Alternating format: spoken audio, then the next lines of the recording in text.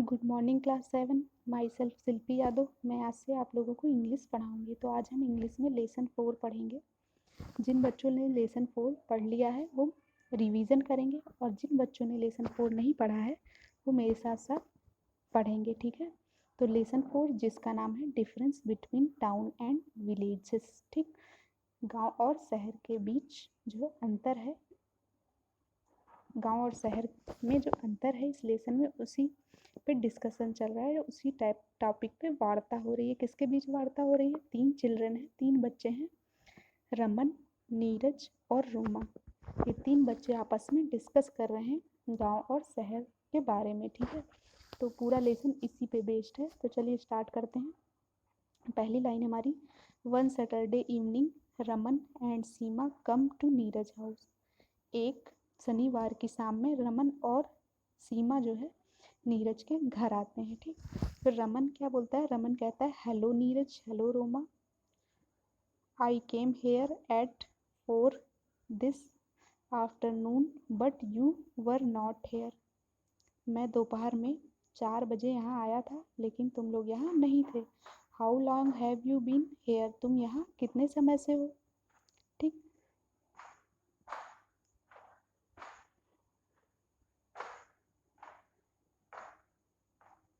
कितने समय से हो, ठीक है। तो नीरज कहता है कि I have been here since 5 o'clock, ठीक। मैं यहाँ 5 बजे से हूँ, ठीक। तो रोमन क्या कहता है? रमन क्या कहता है? Raman, oh and what are you doing Neeraj?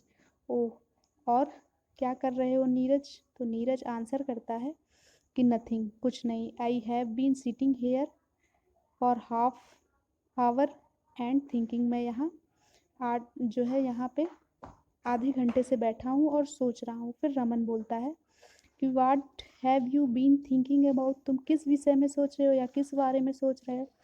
तो नीरज बोलता है, I have been thinking about the summer vacation. मैं जो है सोच रहा हूँ गर्मियों की छुट्टियों के विषय में। फिर रमन क्या कहता है, देखिए, कहता है ओह आई सी। ओ आई सी मतलब यहाँ आई सी का मतलब तो होता है मैं देखा, ठीक। लेकिन यहाँ पे हो जाएगा मैं समझ गया, ठीक। And what has Roma been doing for last hour and last half and hour. तो उसने क्वेश्चन किया रोमा क्या कर रही है आधे घंटे से, ठीक है। चलिए इसके आगे हम बढ़ाते हैं।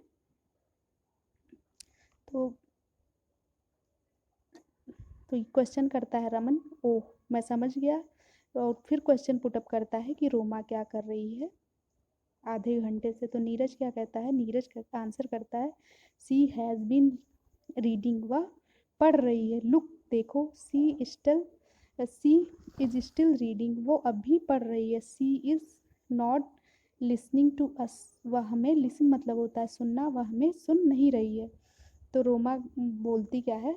तो रोमा कहती यस, हाँ, आई एम, हाँ मैं हूँ, ठीक। या मैं सुन रही हूँ। I have been listening to everything, मैं सभी चीज़ों को सुन रही हूँ।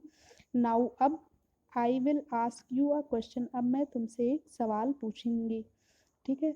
What will you and Seema be doing tomorrow?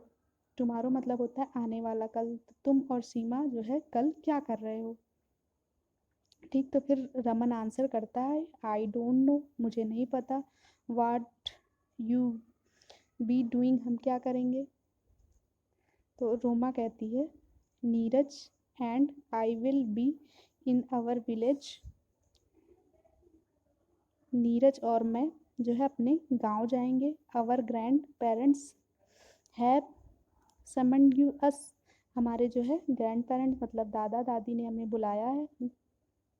Eight this time tomorrow we will sitting and playing with our friends the village, शाम को इसी समय जो है हम लोग कल बैठे होंगे और खेल रहे होंगे अपने दोस्तों के साथ गांव में, ठीक है। तो रमन क्या कहता है, how long will you be staying there? तुम वहाँ कितने समय तक, हाउ मिस कितने, लॉन्ग मिस समय तक ठहरोगे, ठीक है। ये क्वेश्चन करता है। इसके बाद नेक्स्ट पेज पे हम चलेंगे।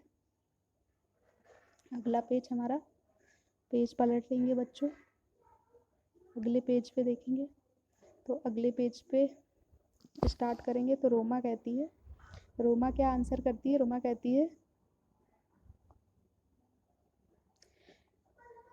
We will be staying there till Tuesday, हम जो है ट्यूसडे तक वहाँ पे रुकेंगे या ठहरेंगे, ठीक है, ट्यूसडे तक वहाँ ठहरेंगे। फिर सीमा कहती है, आंसर करती है,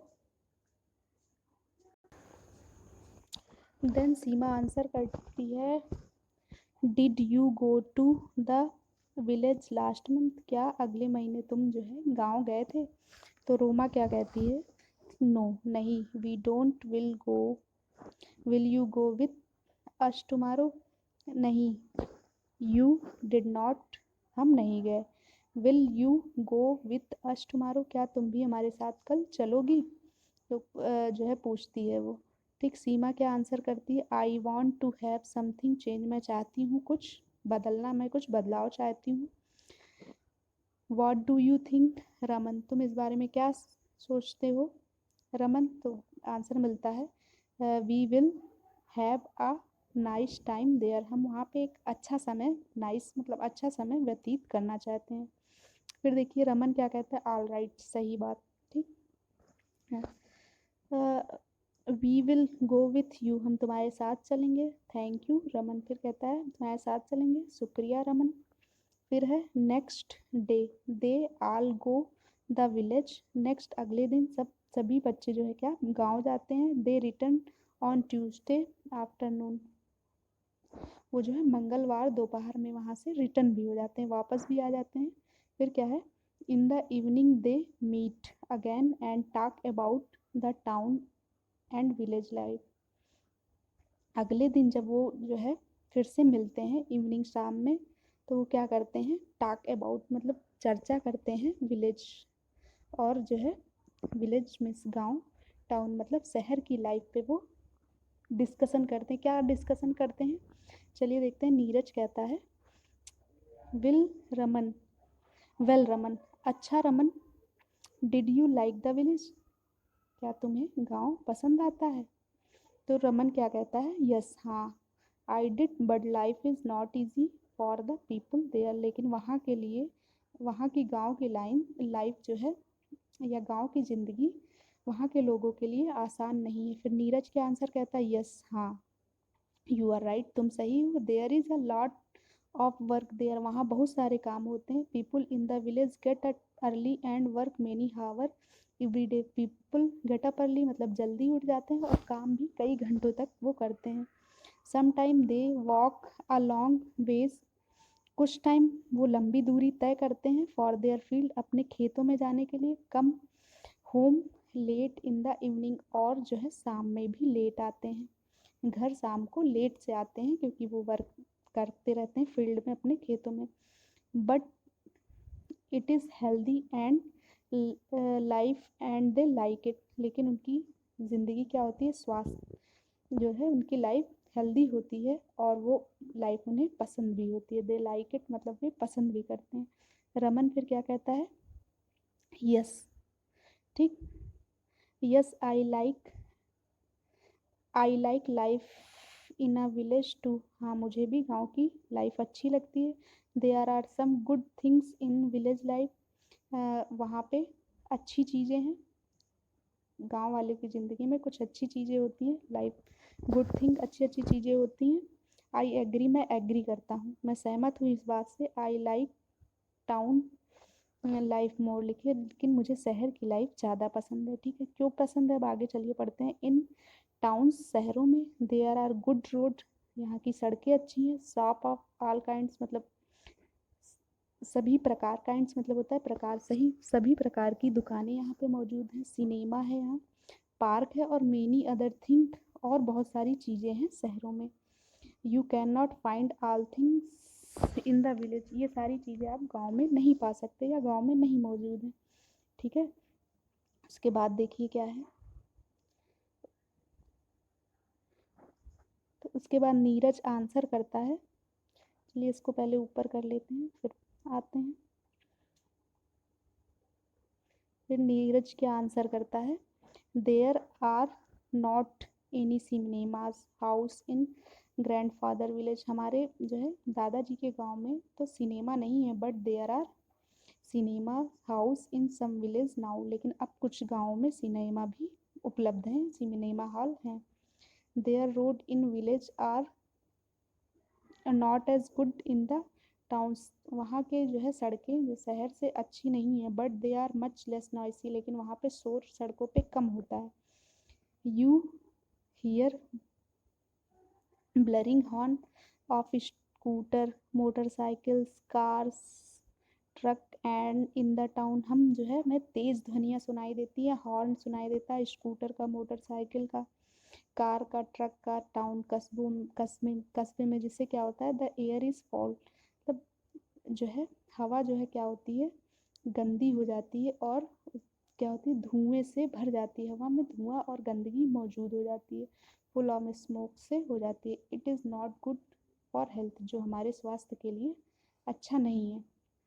इसके बाद देखिए अगला क्या है, रोमा क्या कहती है, इट्स ट्रू, यह सही है, but we have beautiful parks and we go there in the evening. लेकिन हमारे पास क्या है, शहरों में सुंदर सुंदर पार्क हैं जहाँ हम शाम में क्या करते हैं, शाम में जाते हैं।